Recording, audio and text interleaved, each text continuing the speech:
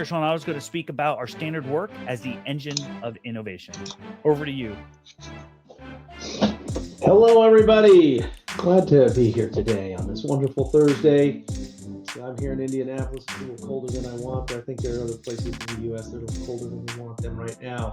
And interesting with the weather. And jumping into this, so innovation. One of the things I've done in my career is lead innovation with AI and data science and IT. And there's a balance here that you need to create, and it's an interesting touchy balance between the innovation, the creativity, letting people explore, and then actually going ahead and creating a process that then moves that into an organization, and that moves that into continual value add creation. So I'm going to talk a little bit about that today. And one of the things that we have with organizations today is they are good at doing what they did yesterday. We're all good at doing what we did yesterday. We've practiced it, we've worked on it. And so as we get, life is always changing, the world's always changing, especially today, globally and locally, technologically and societally, like there's just changes going on. And so when you're focused on growth, when you're focused on adding value to what you do and driving that value, the complexity changes, and you can look at this as how do we evolve into that complexity, or how do we evolve with the complexity, and that takes innovation. But at the same time, we need to develop standard work processes, and this is the balance that needs to be put in anybody's mindset. Even as a coach, I have to balance this. How do I innovate, and then how do I create standard works? So the challenges that most people face in this idea is a mindset challenge here is, will we slow down? Do we focus on process over people? On the other side, you get a lot of rework going on without standards. It's a challenge, and I hesitated using the word fear here. It's not necessarily fear, but it's concerns that people talk about, or concerns that are not even talked about. It's people who have value and they want to do things, but at the same time, that value needs captured. And that's really what we're talking about, is how do we continue to capture the value of ideas and thoughts. So if you've been around startups, if you've been around innovation, you have a lot of creative people that say standard work kills innovation. Innovation doesn't scale, standard work scales. And there's lots of great examples out there in the world that show that. And the challenge here is that, how do you create a set of standards? So I'm going to talk briefly, the idea of a framework that you can use for putting some thoughts around standards, but enabling innovation. Now, in the work that I've done, innovation is vitally important. If you have a business leader, they'll come to you and say, hey, I'm looking at doing A, B, and C. So they're trying to disrupt their business.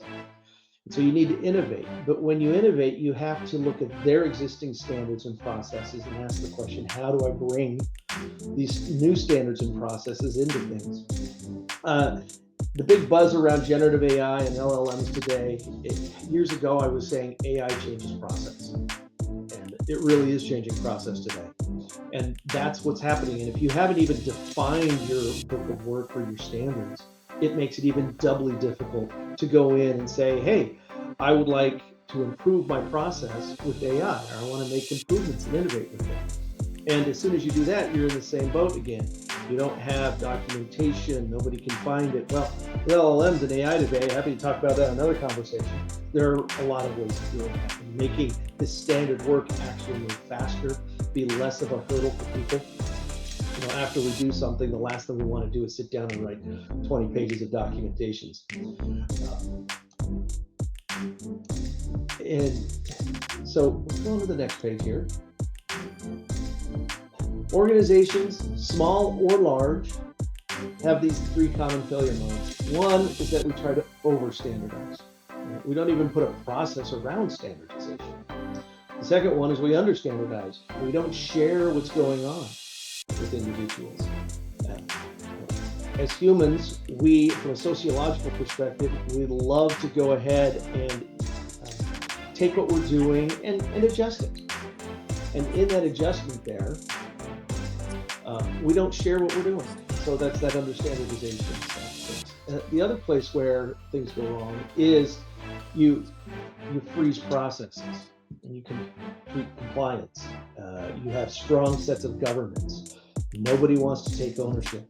And the challenge there is that it now becomes set in stone, and 3 months later, when things change, when you're naturally getting disrupted, you go back to this static process that is now hamstringing you. And you haven't designed flexibility into the process.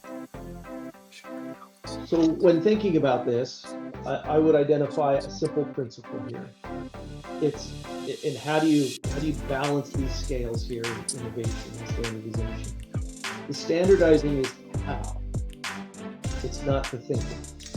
And so you want to standardize the flow. And if multiple people have to do the same activity, then that's something you can standardize. The communications between teams, that you can standardize. Making documentation available, you can standardize.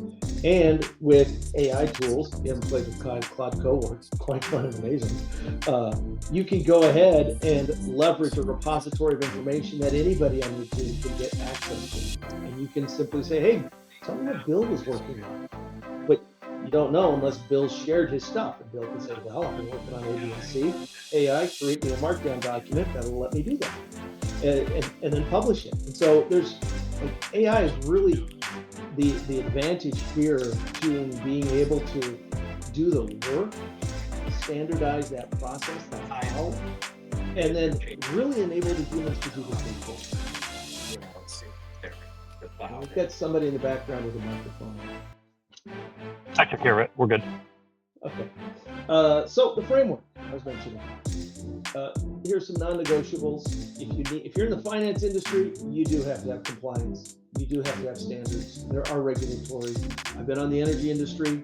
There's regulatory on that side. So you have to first identify what are the non-negotiables, and then you have to say what are those handoffs. You start there. The next one is you say, okay, where's the flexibility that we can have? Right? This is recommendations, suggestions with an emphasis. Okay, these playbooks, there are templates that we're going to use, there are best practices. Once again, going back to AI, if you're not using AI today, it really should be your best friend. Bring it in, okay? Because it can go ahead and you can say, here's my template. Everybody can access that markdown template. You can create what's called an agent.md or a skill in Claude. Say, hey, use this skill, which is all the documentation. Here's my standard workflow process. I've got this, and this that I've done. How do I go ahead and implement it and bring it in? And what I like to think about, the analogy I've been using, is that this whole work of AI is a calculator. It does the work. And so, you can codify the non-negotiables. You can look at what's flexible by creating your best practices, the templates that you want to use. And then that allows people, with that work being taken care of, you can now go into the thinking space, the innovation. Let me experiment this, let me try this. I don't think AI is going to beat us on creativity, honestly. Like with human history, we are creative, we are inventive. Something we do very well in thinking outside the box and lateral thinking. AI just takes orders at this point in time. So we'll see if we get to the generative AGI, as they talk about. But when you put this standard work together, it becomes, and it should be, a living, moving system. Right? It's just the best way to work. So you move three months down the road, and somebody says, hey, can I change the template? We need to know this. We need to do this. You say yes. And what's important here on this page is that versioning, change logs, and I think that's an extremely hard mindset for people to get into, is collaboration of multiple copies. When I'm doing stuff, it's always, what were the changes from what I did yesterday? And it's not always about the rollback, but it's about letting people see the thought process and the thinking that you went through to get to the innovation that you're working on. And leadership's role in this whole thing, this is important as leaders. you've got to be able to help people get innovation done and take some pressure off of some of the operations. As I said, from a sociological perspective, we love to have little rest periods to think, to cogitate around new ways of doing things. Everybody does. Okay? That's just human society, and that research has been proven out sociologically for many years, decades. Okay? It's leaders have to encourage the standard. Right? Is the standard wrong? It's a great question. Why wasn't it followed? If you've got a defined project with a beginning and an end, one thing you can do is a postmortem. We followed the standards. Where did they miss? Okay, you can look and not only evaluate the project in a postmortem, but you can evaluate your process for executing the project in a postmortem. What leaders must avoid. Some people can get very focused in detail, and that's a personality thing, but they can look at these standards as control mechanisms. And so if you are an individual that's really detailed and you find it hard to let somebody, be flexible, you need to look at yourself and say, hey, am I pushing things too hard? And then you've got to really encourage and promote it. People do what you encourage. For every one negative thing, it takes 7 positive things to compensate for it. We have to spend a lot more time being on the positive for and identifying the behaviors that we want in people. And so, you don't penalize people.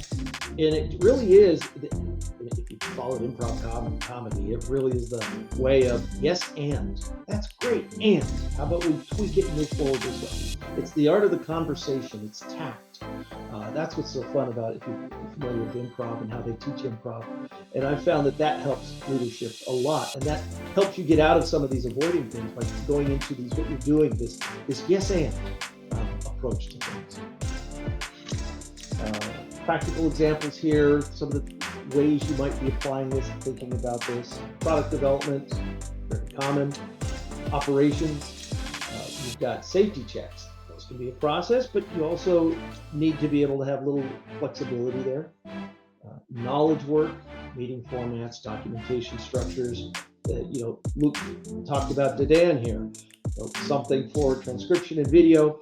There's a lot of tools out there that do that today, but how many of you have thought about, let me put it into a certain document structure, let me put it into a format, let me actually put it into a format that AI likes, and then AI can be better at doing things for me too. It's another interesting thought. So thank you for the time here. I hope I've get you thinking a little bit about where you in your life are standardizing things and how that can be beneficial, and then where you can innovate. We all want the flexibility to be ourselves. At the same time, we need some standardization in our own personal lives. And so we take that lessons from ourselves and we'll go ahead and apply that as a leader into our business, and we promote it and encourage it. But when you have a team of 20 people, that balance is a little challenging to maintain. So what are some of the takeaways here? If you're going to think of any ideas, if you're not here to focus everybody on the same path, but you want to make sure that everybody can follow that path. Okay, there's the direction. It's the signpost.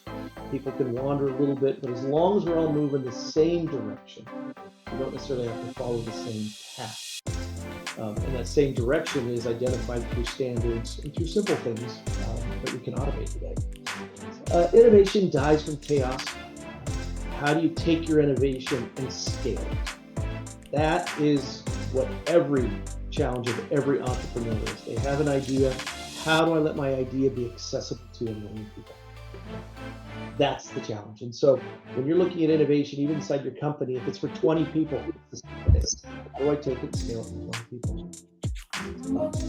Best organizations push for going faster, not necessarily control things. So with that, Luke, over to you. Hey, Sean, great job as always.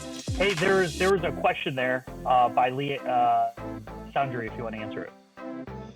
I like that. The little I in innovation that makes a difference. You're right. Like the big I in innovation can be that we're going to put together a 6-month-long program, and everybody's going to follow this, and this, and this is how we're going to get innovation done with the big I.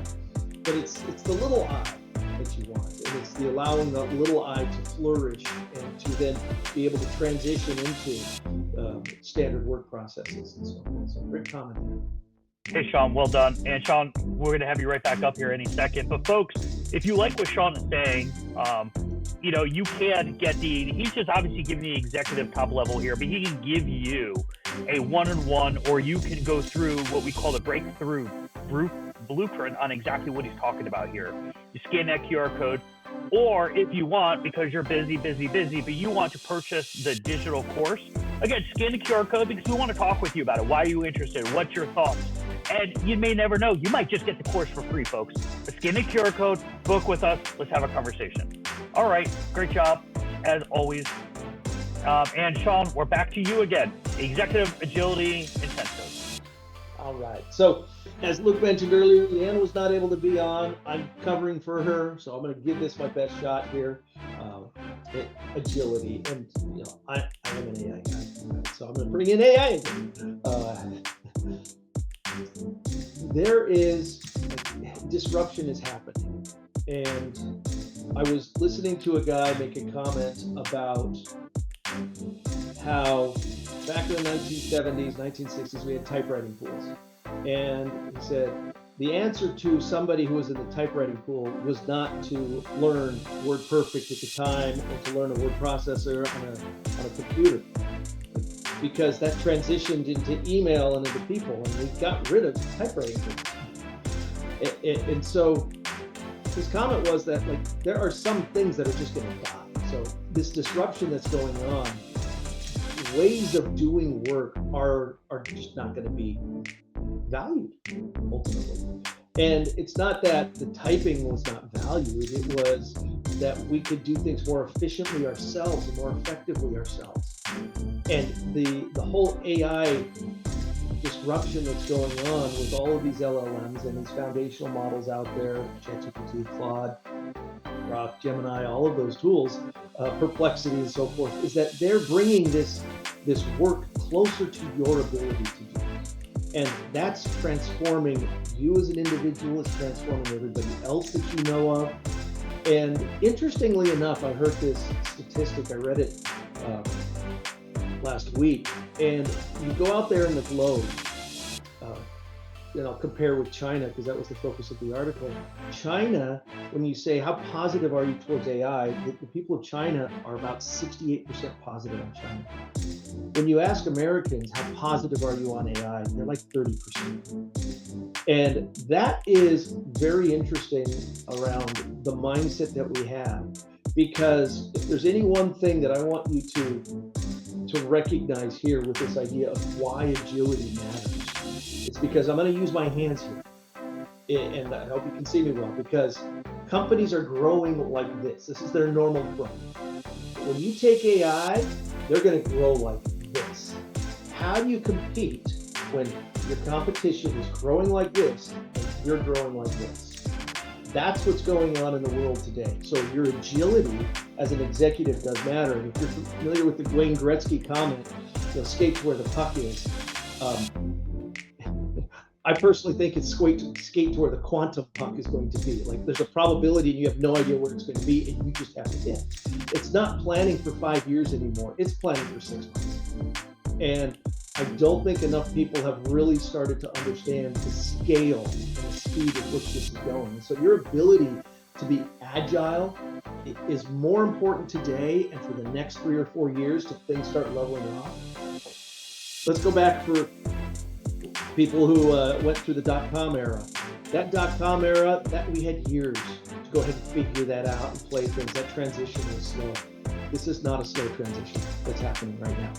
And particularly because I can have one person code to the level of 10 different people. So if I have one person that can now do 10 people's worth of work, that scale is there.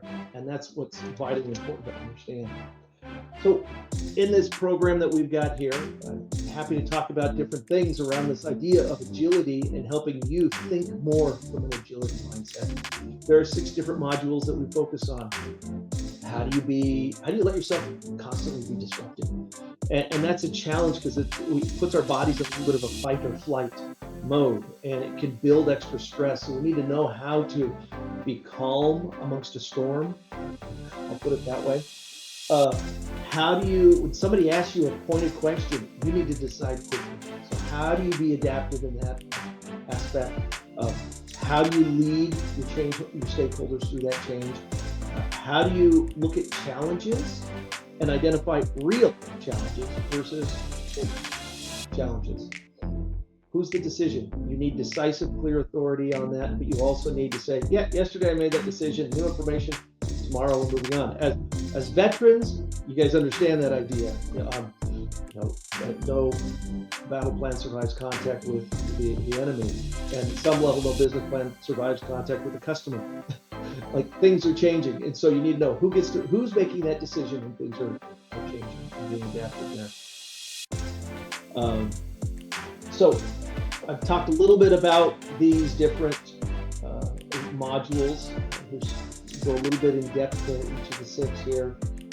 That idea of constant disruption, how do you live in that? There's also a psychological component to that with regards to anxiety. How do you maintain your center while everything's while the storm is going on around you? Back to this idea of adaptive challenges. There's technical problems. Technical problems aren't as bad as they used to be because AI helps us get over this. You ever have to troubleshoot something by yourself and look at endless bulletin boards? Oh, yeah, I can do that. And it just gives you, hey, here's the answer. It's quite amazing from the technology side. Use it as your friend. Mo Gradad is an interesting individual. He was at Google DeepMind, and one of the comments I like from him is that AI adds 60 basis points to your IQ. If you have a friend who's 60 basis points more intelligent, like if you're at 100, 160, like that's actually high IQ. You've got a friend that you can start asking questions to. Leverage the AI not as the answer, but as a thought partner. And that's a very different way of this. I go back to that calculator example. Let it think, let it do work, and then you question it. And one of the beautiful things about calculators that I think we didn't recognize the transformation that it made on its world is because it does the work of math. I can repeat it all the time.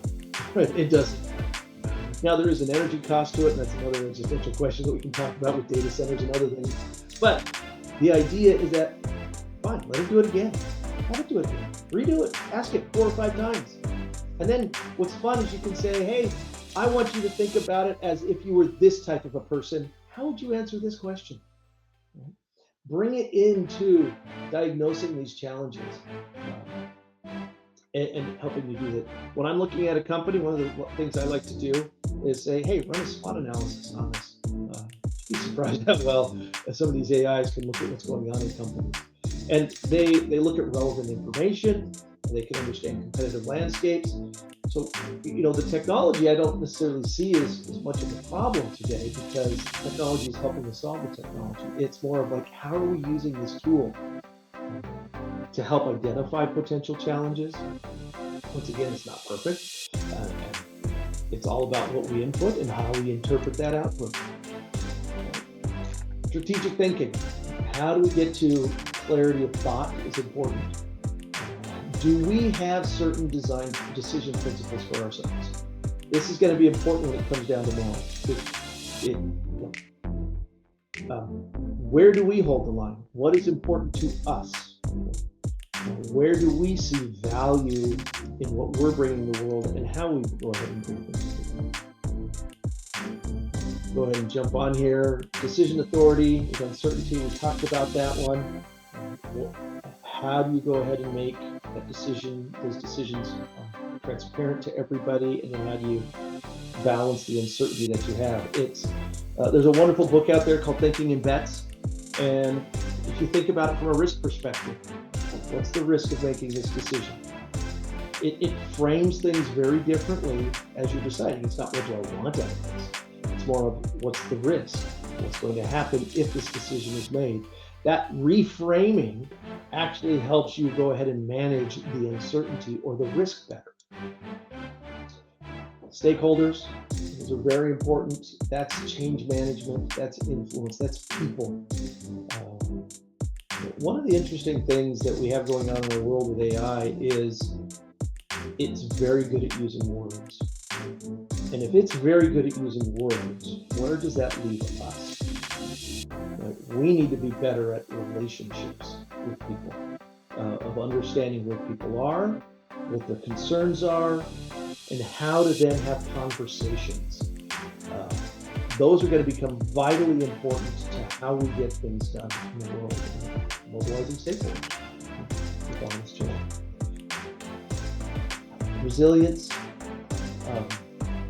there's the personal side of things. How do you keep yourself centered? Systemic perspective, how do you keep some resilience going on in your system? And if your scale is going like this, that is challenging for anybody. We're not used to that as a society. Very few people are comfortable with that level of uncertainty and speed. So we've got to get to that point. And how do we go ahead and create standard work processes, like previously talking about, that actually support some level of certainty and comfort when there's that uncertainty. So here's some additional things that we'll talk about in a module that's focused on this. I probably did not do as good as what I know Leanne does. She's great. Sing her praises all day long. With that though, Luke, I will go ahead and pass it back on over to you. Perfect. Thank you. You did a phenomenal job.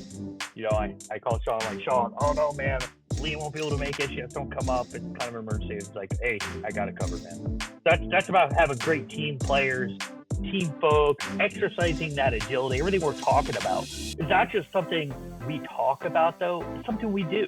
We do it as entrepreneurs, we do it as veterpreneurs, we do it as solopreneurs. We do it in the military when sometimes the mission changes. We have something called like the discipline initiative, right? So this is an opportunity to just show, hey, thank you, Sean, for supporting us. Again, folks, if you like what he said or you want to know more about it, just another opportunity to hop on, book an appointment with us, and we can talk more through it and with the